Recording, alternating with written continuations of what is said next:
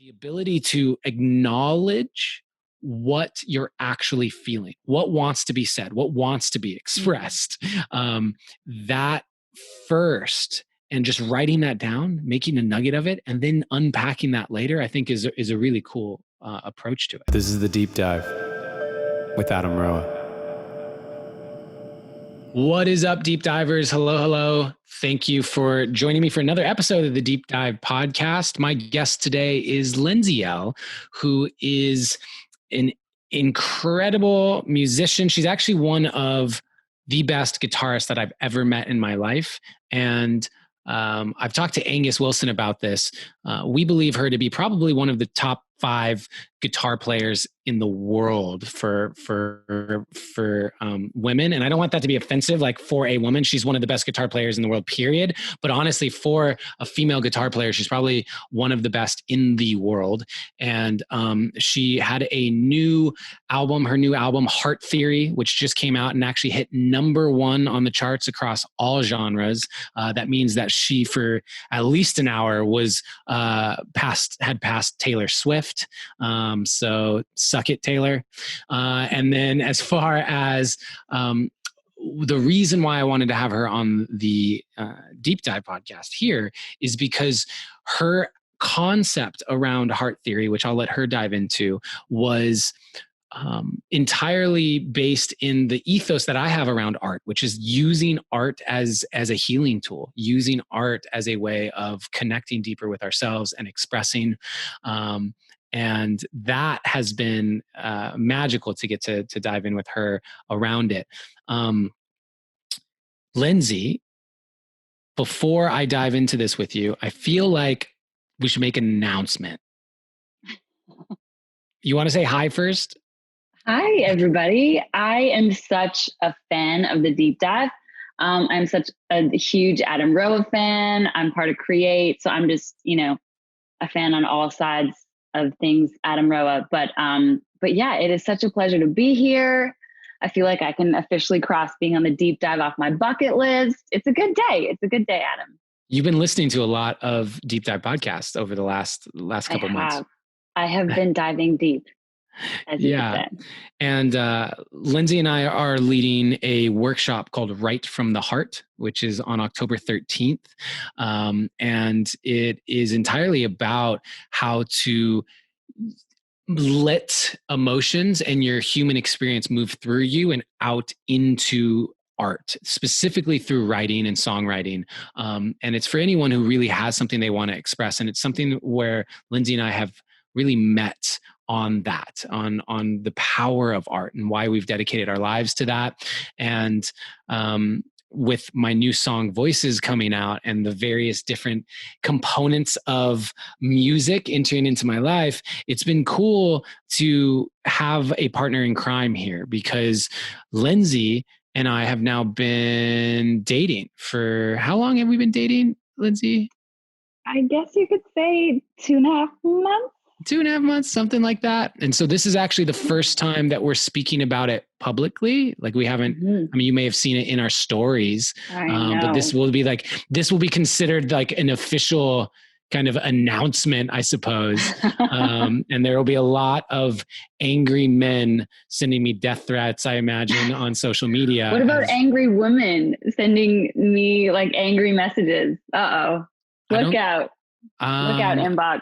My followers are deep divers, so they'll probably send some loving, compassionate messages your way. I know. All of your fans are so wonderful. I love them all so much. It's like all of the Create members are so wonderful. They're like your favorite human beings.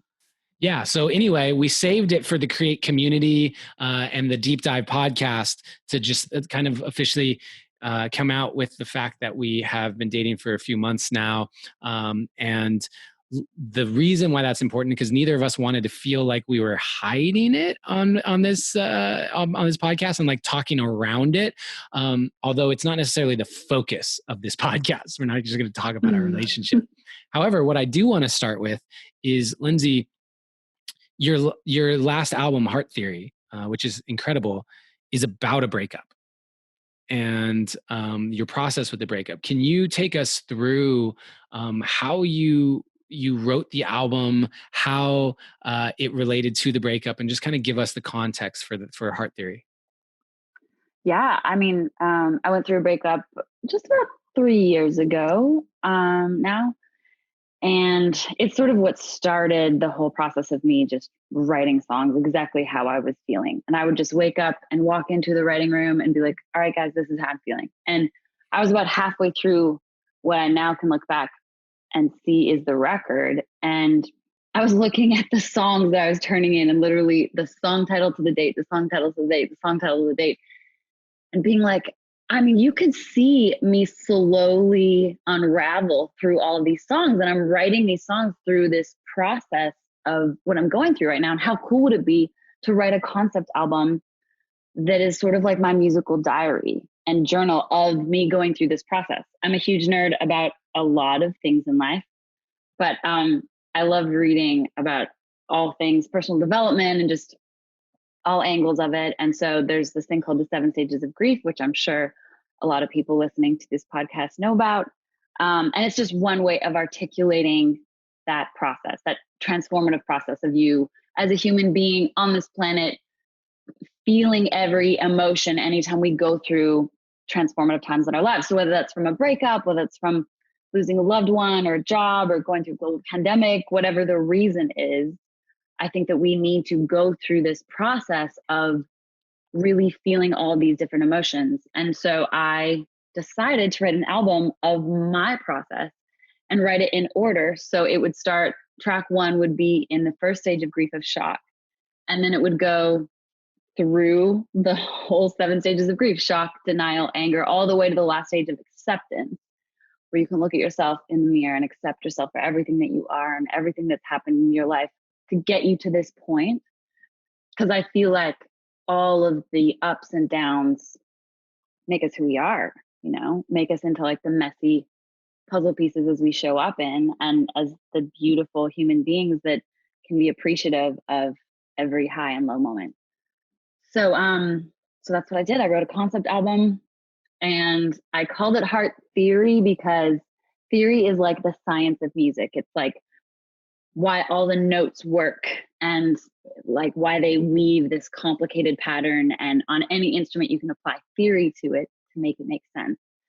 And so I'm like, well, this album is like heart theory. It's like all of the intricacies of my heart and what I've been through. And although I started writing this album from the inspiration of my last breakup, it kind of made me look at heartbreak in general in my life, and every single relationship I've been in, and where I showed up great, where I showed up not so great, where I have a lot to learn.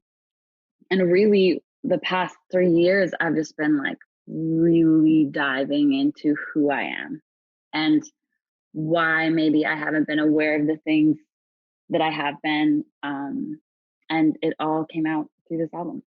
And the album's great. So we'll put a link to it in the show notes for people. As far as breakups, people who have been following me are familiar, and I'm familiar with some breakups.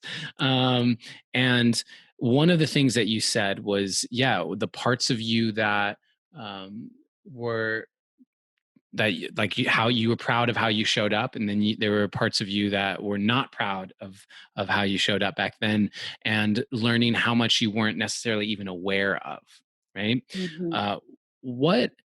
How does music, because for me now, having been writing music and having this experience of putting what I'm going through into song, has been fascinating, because it more so, I find, than even journaling or poetry, it's like with song, I'm trying to capture an emotion. Like I'm trying to capture this for a 3-minute song. I'm trying to capture this actually very specific emotion. I'm not trying to take people on this journey of like, I'm angry in the beginning of the song and I'm sad at the end of the song. And it's actually like, this song is this moment in time.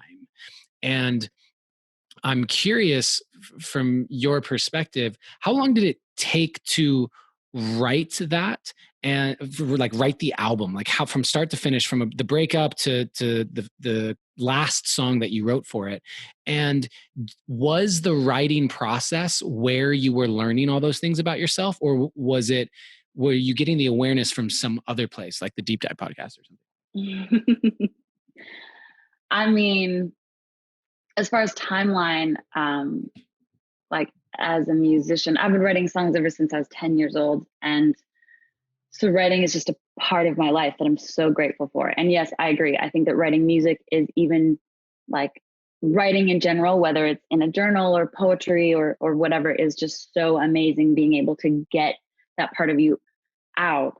But the music element adds just that next level, because you can really get an emotion. It's why I love playing guitar so much, specifically electric guitar, because I feel like I can get like that next level of emotion out. And as far as time wise, I mean, I probably wrote the first track on the record 2 years ago.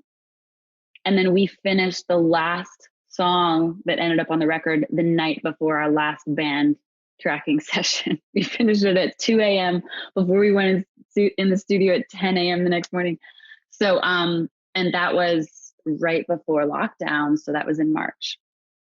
But I will say that, like, I probably have written 300 songs between that first song and the last song that made it on the album, as well as an artist. I mean, I listen to a lot of different outside songs to go onto a project. And so I probably listened to 500-600 songs. So there's a lot of sort of listening, a lot of writing. So the 12 songs that ended up on the record, there's lots of in between all of those stages. And as an artist, I guess you just kind of pick the ones that feel the most honest and tell the story in the best way.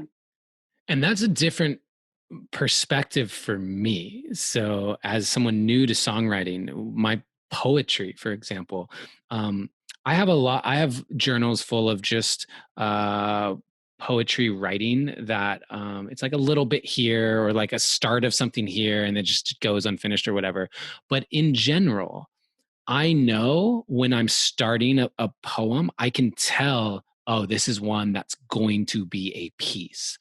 And to hear you say in the last 2 years, you wrote 300 songs in order to pick 12 that go on an album is a completely different approach to the creative process than I've been used to. And I think that's really valuable. And Connie has this comment here about what we're saying is giving her a whole new perspective on listening to songs. Knowing how many songs were written, just for people to think about this, how many songs got written before she wrote one that went on the album? And then how many songs got written before she wrote the next one that goes on the album? And it's like, did you find, since each one's kind of these stages of grief, were you writing in those stages? So like, if shock is the first one, did you write 12 shock based songs and then move on? Like, how did that process go? I don't like to put boundaries on my creativity, or be like, wake up and be like, I need to write a song about denial today. I feel like I never want to just put my creativity in a fence and be like, this is where you need to live for today. I just woke up and was like, this is what's on my heart. This is what I want to write. And it was just amazing as I looked at all of the songs that I was turning in, that it was me going through this process. So it just sort of happened that the record got written in the order that you listen down to it. You asked earlier if, it was writing this process that I became more aware of myself, or if it was external things like the Deep Dive podcast. And I think it's a little bit of both. I mean, I think that songwriting is a direct representation of where I'm at in that given day. And so writing the song helps me process. It almost like puts a magnifying glass on my emotional state of that day. And it's just like, it's the domino effect, like I really sit in my feelings. And I'm like, okay, I am super depressed today. And then I was reading a lot. I was listening to tons of podcasts. I was journaling a lot. I was meditating a lot. And it was just sort of the chicken before the egg thing, like both help the other. And it sort of inspired me to get going to my next writing session. And so it's hard to say that one was the thing that helped me become more aware, because they both were pretty important, and both, as I mean, songwriting and everything external that I was doing. Yeah. So, one of the things that I struggled with early on in my kind of artistic process was I felt like I needed to process my emotions in order to write about it. Like I had to I'd be in an emotional state or angry about something. And I was like, I needed to take time to deal with the emotion, and then I could go in and write about it from this place. And that's why a lot of my early poems, if you look at the Permission album, for those of you who don't know, that's my spoken word poetry album. It's out on Spotify. Uh, that album is more about an observation of what's going on in the world. Like No More War or Water is Life, these poems like observing what's going on in the world.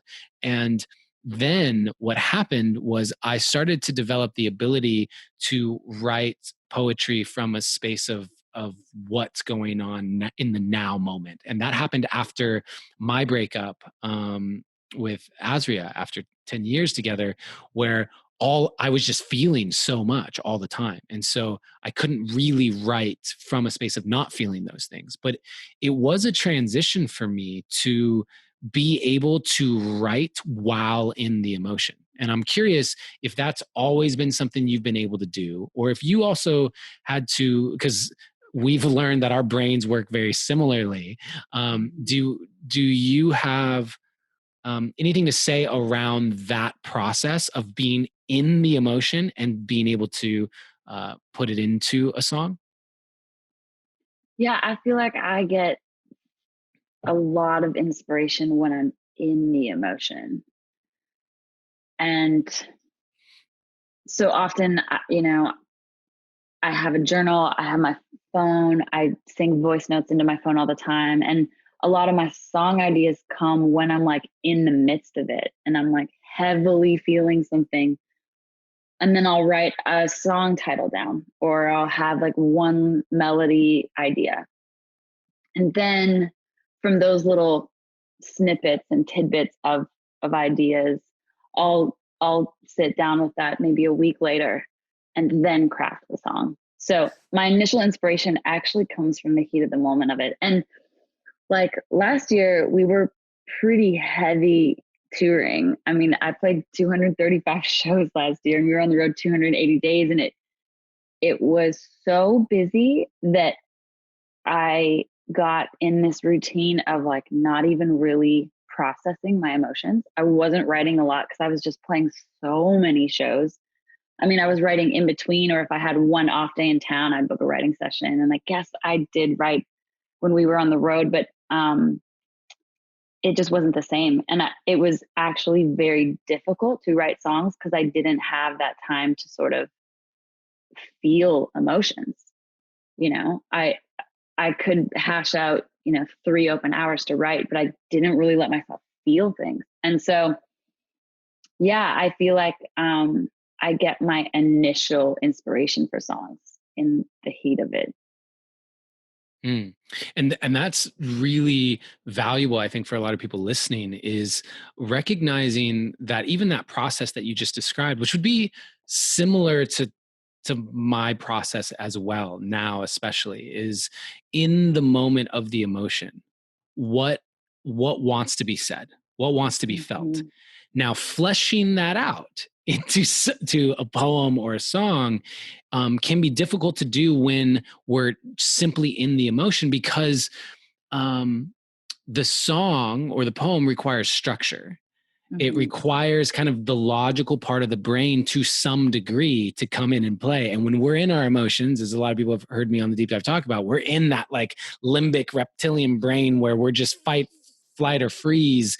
And while we're in that experience, it can be difficult to try and put any structure at all to anything. I'm just trying to like make words and talk while between the tears. So for yourself, I think it's really cool to hear that process. And for people, if you're wanting to apply more of your own emotional experience to whatever it is that you're doing, which I think is incredibly important, by the way. I feel like the world needs your heart. If you're listening to this right now, the world needs your heart. The world is starving for true authenticity. And so what that means is letting your emotion be a part of whatever it is that you're creating. And it doesn't have to be a song. It doesn't have to be a poem. It can be at your job. It could be how you show up as a mother or a father for your family. But the ability to acknowledge what you're actually feeling, what wants to be said, what wants to be expressed, that first, and just writing that down, making a nugget of it, and then unpacking that later, I think is a really cool approach to it. Yeah, I think that, and too, the writing process is never the same. I mean, some songs just fall out in weird ways, but I think it's letting yourself be a sponge to those little ideas that pop up in your head and finding some way to kind of collect all those ideas. And then you can go open up that idea in a clear headspace and actually flesh out, a song or a poem, or if you're writing a book, from a different mind space, head space. And so Ruth is asking the question here about like, what's going to happen to all those other songs? I mean, you got hundreds of songs now. Like, what do you do with that as a creative? Because I imagine you love a bunch of them.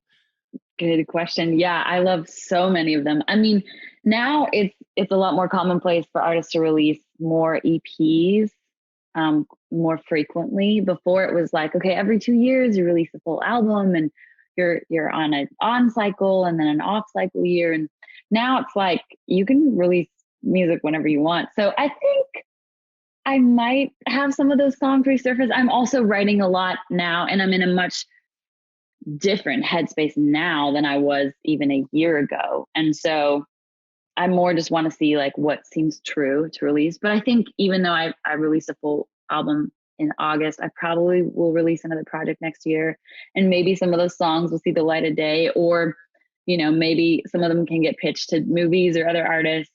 In the publishing world, it's sort of like a whole other game. So yeah, but I also think that the writing process, to me at least, is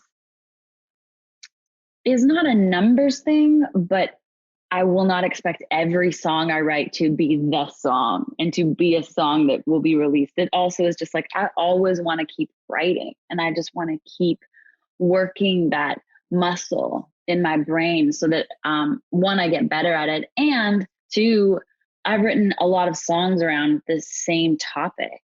And it's interesting to like finish a song when you talked about a topic this way and then write about it from a different perspective and see what changes.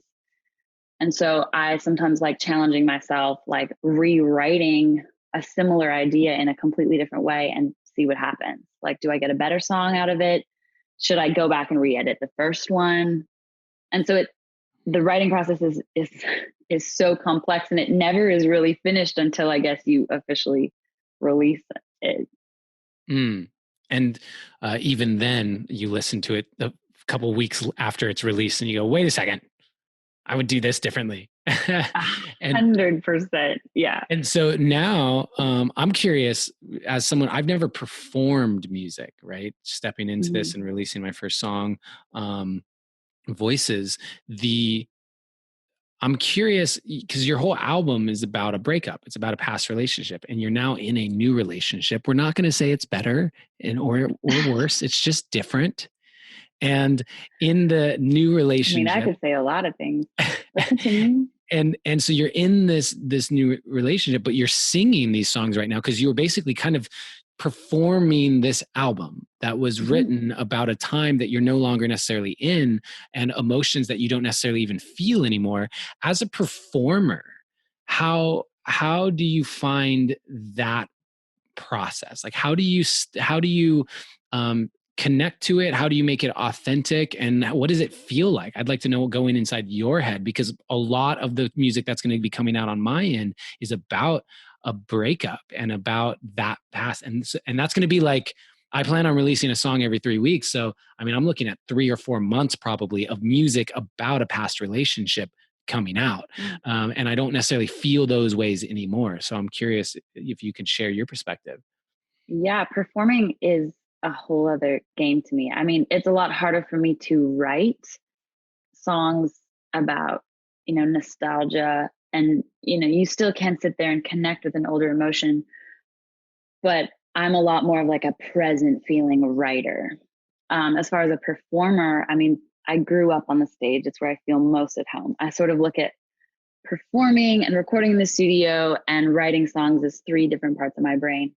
And the stage is where I feel most at home. I love performing so, so much. And just like, Adam, being an actor, you can still, writing a song, you wrote it from a place that's true. And so you can still tap into that feeling. And even though I'm not heartbroken now, I still remember what that felt like. And it sucked.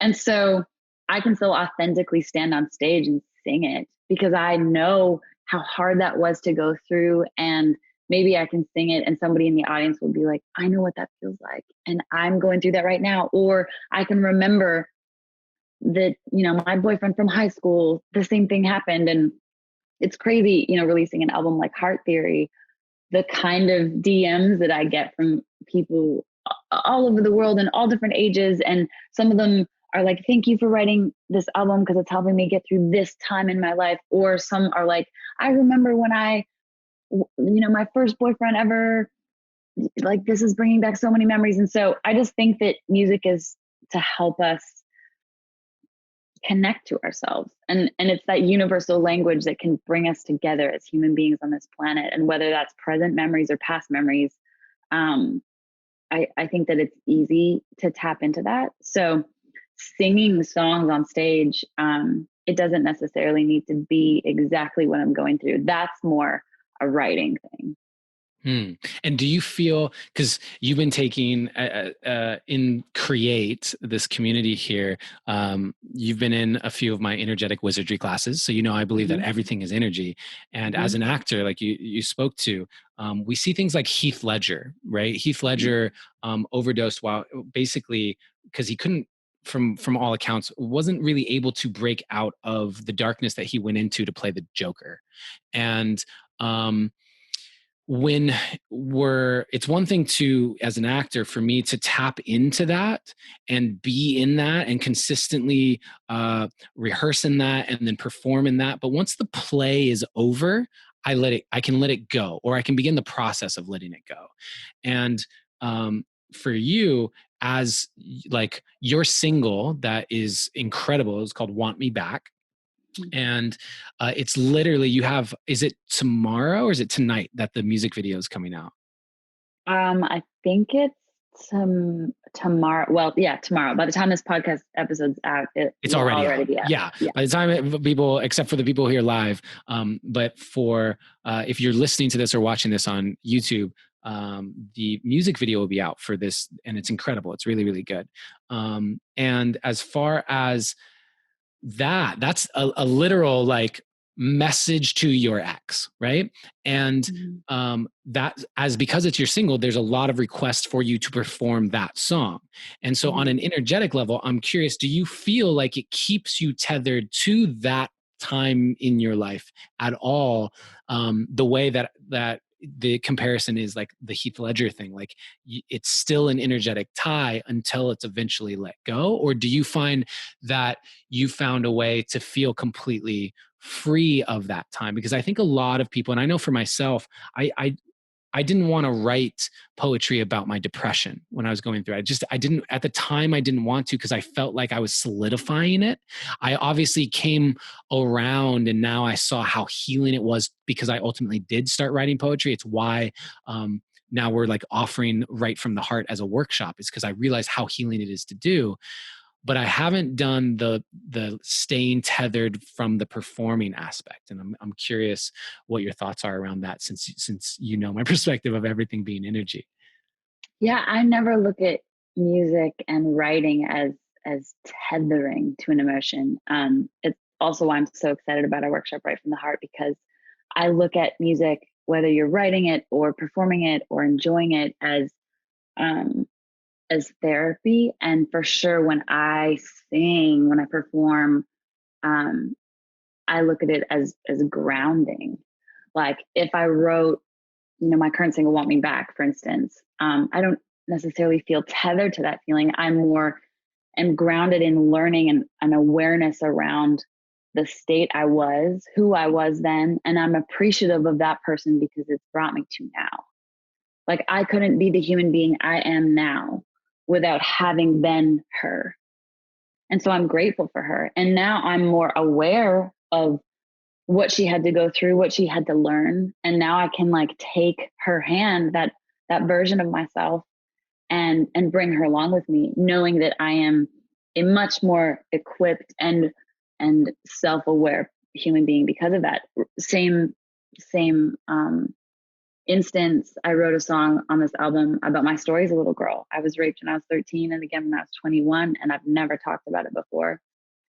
And writing a song about that was so validating in so many ways that I didn't even know until we recorded it and then released it. And I heard from all of these fans of what that song meant to them. And yet still selfishly, I became so much more aware of myself through singing that song. And when I perform that song, I don't feel tethered to those heavy emotions. It's not like I'm like picking up all that guilt and all that shame and all of those emotions that I have worked through so hard and still continue to, and probably will continue to for the rest of my life. But I am aware of them, and I know all of the work that I've had to go through to be able to process that and normalize those feelings and those energetics to the point where they don't seem as heavy.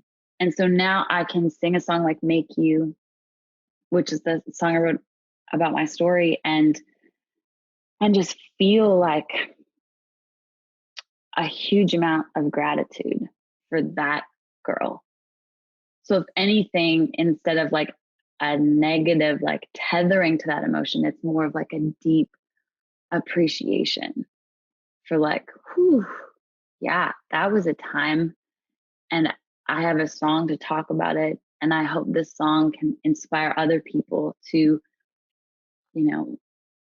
dig into those feelings in themselves and sort of explore that and learn from that and not be afraid of sort of going into those corners of our past. Like you talk about depression, it's really scary to sort of open up some of those boxes, but I truly believe that when you don't unpack those boxes for the primary reason of you're scared of what's inside, that eventually that stuff comes up. Eventually all of your boxes end up on your front lawn and like open.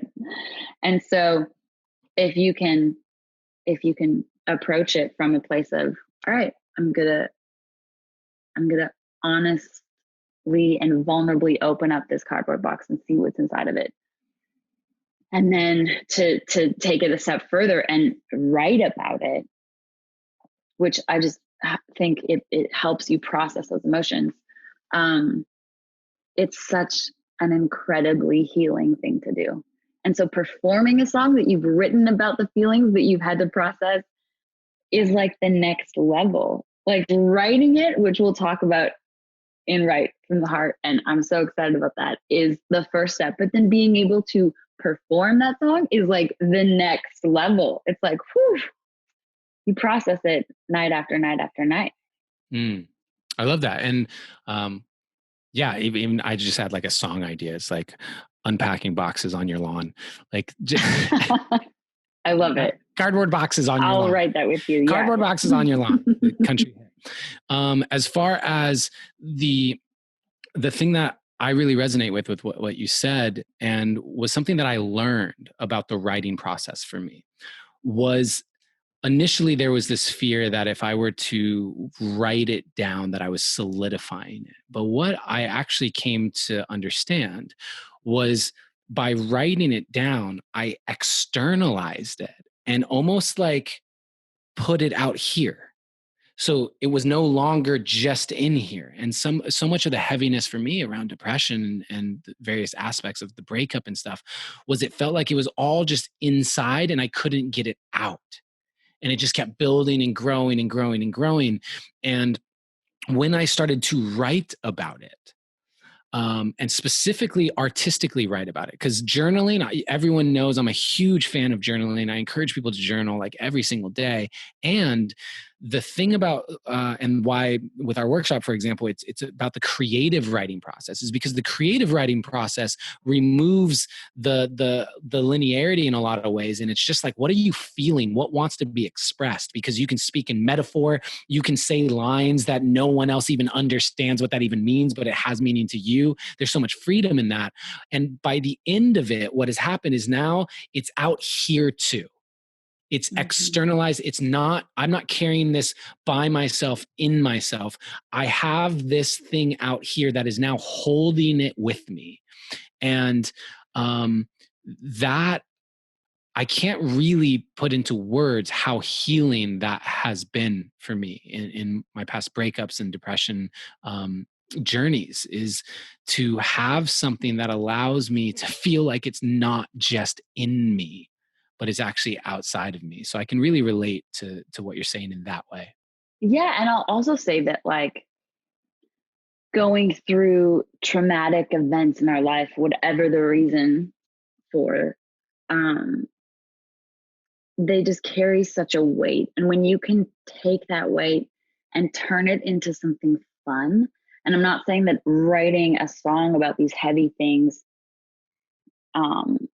is necessarily fun, because you're processing a lot of information. But when you can actually get a song or a poem or something out of a feeling, for me, it puts more fuel to that fire. And I'm like proud of being able to show what I made with my emotions. And so it's being able to, yeah, I guess I will use the word fun. It's being able to take all of the things we feel and go through in life and turn it into something good and enjoy the process of it. Mm.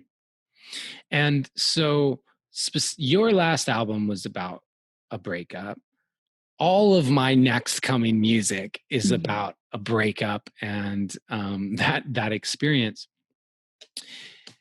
Relationships seem to be love and relationships. That's the main topic for most music, I would say. The vast majority of it is going to have to do with love and relationships. And do you find now, being where you are, can you see a noticeable difference in the type of music that you're making now?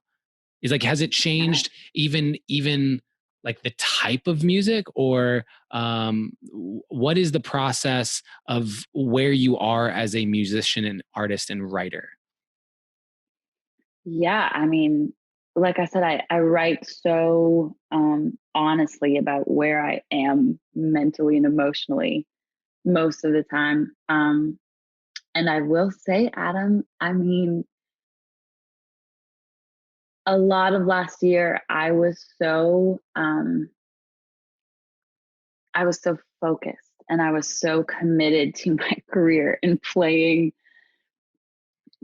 so many shows a year that I barely had time to even have any bit of balance in my life. And I barely had time to even realize what I was doing was crazy. I mean, I'm a workaholic. I love my job so much. And that doesn't mean that I need to be doing it 90% of the time. And it really wasn't until the beginning of COVID where I kind of got hit right in the face and was like, whoa. I mean, my whole life got ripped out from under me like a rug, and everything 180'd, and I was all of a sudden in a house, in four walls, being like, okay, now what do I do? Because my whole life has changed, and obviously complete first world problems. I know we're completely navigating through a global pandemic, and it is much more important that everybody is staying safe and staying healthy. And I obviously have nothing to complain about, as frontline workers are risking their lives every day, but it was a major wake up call for me. And I realized how much focus and worth I was putting into one area of my life. And so from the beginning of COVID until I met you, really, I was realizing like this void that I was purposely creating in my life. And I wasn't making time to really go on dates or really invite somebody else into my life. I was just like, I will work as hard as I can work, and it will make my career go faster. and then I would look at my friends who are artists, and they have incredible marriages and are having babies and making families. And I'm like, well, wait a minute. They're having a balanced life and their careers are going amazing. And so I had to rewrite that program in my brain. And, the last song that was on, that made it on Heart Theory is a song called Ready to Love. And I wrote that song beginning of March, and it was truly honest. Like, I did feel like I was ready to open up my heart again. And it wasn't until the beginning of COVID really that I noticed how much I'd been closing my heart off to so many things. And yet I was still meditating and manifesting like the guy I wanted to meet, and yet wasn't really opening up my life for it. And so then fast forward a few months later, when I was doing a lot of work to just create space. And then you walked into my life from Angus. If people don't know, one of Adam's best friends was my first guitar player ever when I was in a band when I was 16. 16 to 18, Angus and I were in a band together. So it's just such a crazy way the world works. So as a very long answer to your question, I'm writing songs from a completely different headspace right now. And I think that the two things, like my personal life gives me experiences to write about in my career and my writing perspective. And I just think they're intertwined. Like, I am listening to different music. I have been listening to different music over the course of the past year. And obviously meeting you, I'm listening to a lot of different kinds of music. And I consider it an upgrade. Of course you would. That's for sure going to come out through my music. But I think that is just a healthy and natural thing to do as human beings. We're constantly evolving and learning new things. And I just think we need to be honest to what we're drawn to, whether that's, a style of music, whether that as I'm, making tracks in my studio, what I'm drawn to sonically, what I'm drawn to lyrically. I think that the best thing we can do is just be sensitive and vulnerable and open to those things. Because I only think that can take us into, good new directions.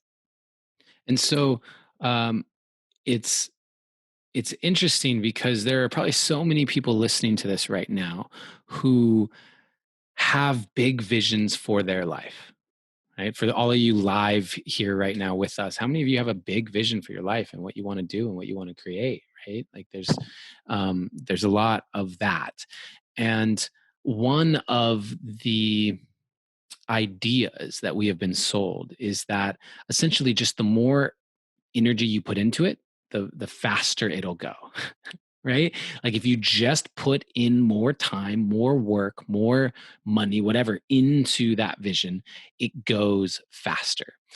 And I don't necessarily disagree. And so this is something for just everyone to understand. I don't necessarily disagree with that, but not all energy is created equal. And what I mean by that is you can put in hours and hours and hours of really stressed energy into something that you want to create, really anxious, fearful energy of, if I don't get this done, everything falls apart. You can put hours and hours and hours of that into it. And it's not the same thing as 2 hours of inspired, loving, grateful energy that you get to put into it.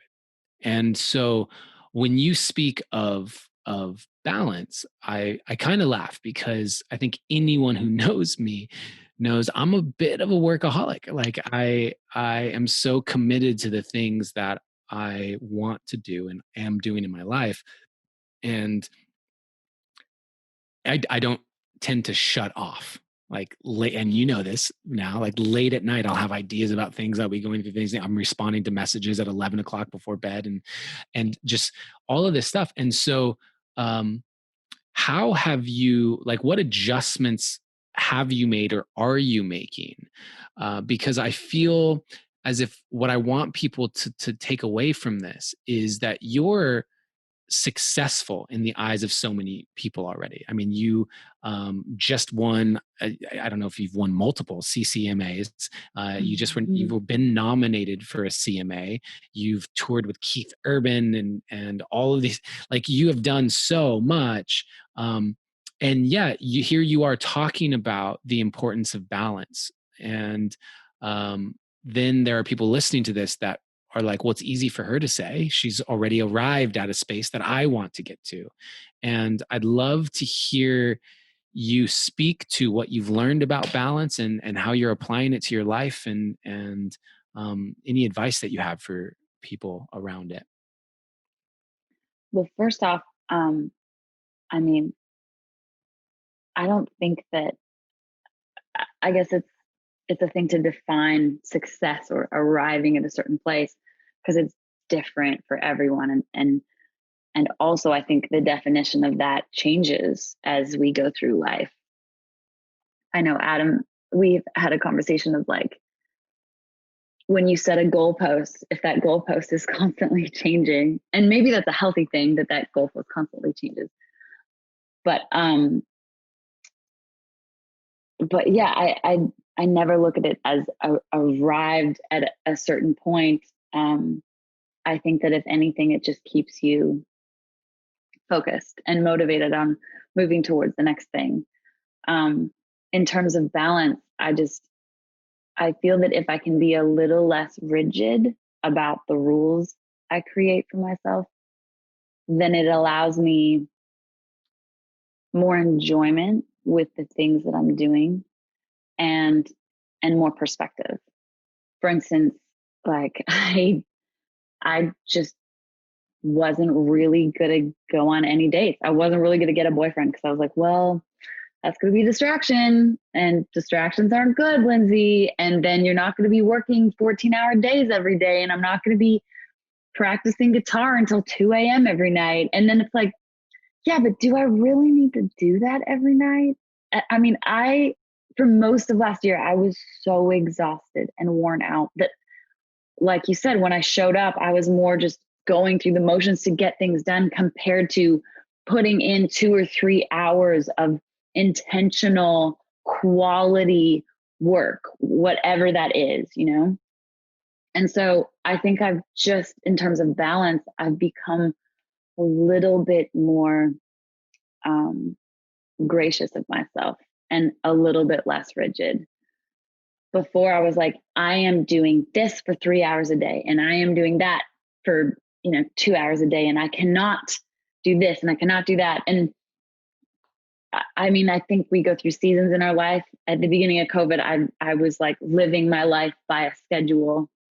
But I think the balance that I've learned is to leave windows in that schedule of just having a little bit of flex time, and flex time to do nothing, or to, be with your person, or to hang out with some friends, or to cook, do something other than your job. And this would be a good time for all of you who are here live. If you have any questions, type them into the chat and we can get to them as we come to begin to wrap this up. A friend of mine sat down with Christian Bale. For those of you who don't know, Christian Bale is an actor.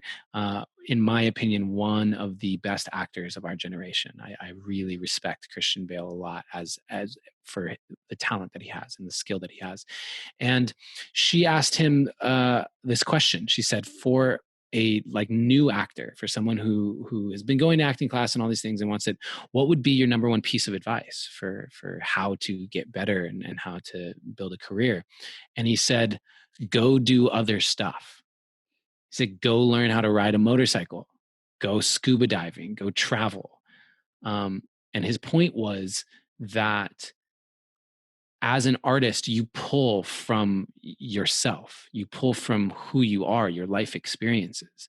And so part of the reason why for me, it's like I consider myself to be a really great creative. I consider myself to be a great artist because I've put so much time into unveiling, uncovering, deciphering these parts of myself, all these nooks and crannies and crevices within myself. And what that does is it allows me to bring those parts of myself to whatever artistic endeavor I'm doing, whether it be a song, whether it be a poem, whether it be acting. Like I have more of me available. And what happens is a lot of people want to create, a lot of people, whether that's a business idea or whether it's an actual tangible artistic thing like a poem or a song. And yet so few people take the time to develop themselves, which is ultimately the well that you're going to pull from, to create from. And so what you're speaking to in a lot of ways to me resonates with that piece of advice, which is create the space in your life to expand. You know, people who are listening to this right now, if you're listening to this, you created an hour of time to listen to this and hopefully expand. Something of this has expanded you, given you new awareness. If you're like me, you listened to it on double speed, so it only took half an hour. But I do that. totally. And so that is something that I want to leave listeners with, or people watching this, is like, don't underestimate the importance of your self-expansion. Don't underestimate the value that comes from creating spaciousness in your life, because it's in that spaciousness that spirit drops in. It's in that spaciousness that the voice in your head comes up with something new you'd never thought of before. And that is the space from which your new edges are found. And at the end of the day, I think most artists would agree that the best art for you as an individual is created at your edge. It's at the edge of who you are at any given moment. That's where the juice is. Completely. And how can you write about life if you don't allow yourself to live it?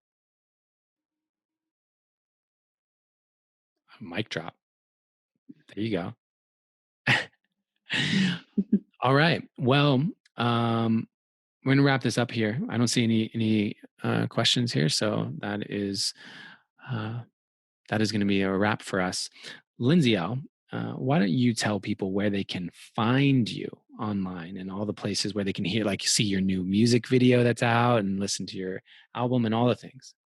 Yeah. If you search Lindsay with an A and then ELL, pretty much on all the things, Instagram, the music video will be on CMT/YouTube. You'll be able to find me and come say hi and listen to Heart Theory.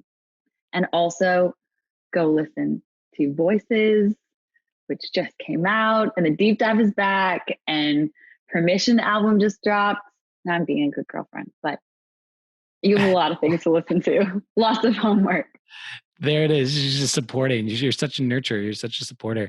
And don't forget, everybody, if you're listening to this, we have a workshop, Right from the Heart, where what we talked about in this is literally what we want to take you through. We want to help you tap into this process so that you can move this stuff through and express. This is not just for people who want to be professional songwriters or poets or anything like that. This is for people who just know that there's something in you and you want to learn about yourself through the modality of writing. That's who this is really for. If you have something to say, if you feel deeply and want guidance from us and how we've been able to do that, October 13th.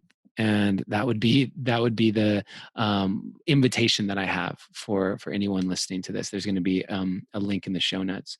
And then Lindsay, I think there's one question that everyone really is wanting to know, which is how awesome is it dating Adam Roa? That's just like the one question. I think I just could see it happening. People have been messaging privately, and I could just tell. The questions are coming through. I will say, Adam Roa, that I am a very, very picky person, and it has been a long time since I have found anyone that I really want to go on a date with / spend time with / call my boyfriend. So you are a very unique and special and incredible human, and I feel honored and privileged to be called your girlfriend. Oh, that's so sweet. So wonderful. I feel like we're going to have to do a follow-up on this where we actually dive into the relationship itself. There's a bunch of stuff around the relationship that comes up when you're starting a new relationship that I think both of us could speak to. This is not that one. It didn't go in that direction. We were prepared, everybody. That's why we made an announcement at the beginning. And so thank you, Lindsay. I know how busy you are, and I just so appreciate your time and all of you Create community members who have been here live with us. Thank you for sharing space. And to all of you deep divers who are listening or watching, I really, really appreciate you taking the deep dive with us. And I can tell that Natalie's messaging Lindsay and all of these things that are happening. It's beautiful. I love doing this live and just getting to see all your faces. So thank you for being a part of this. Come join us to Write from the Heart. And please go listen to Lindsay's album. Go check out her new music video. And of course, Voices is streaming everywhere as well.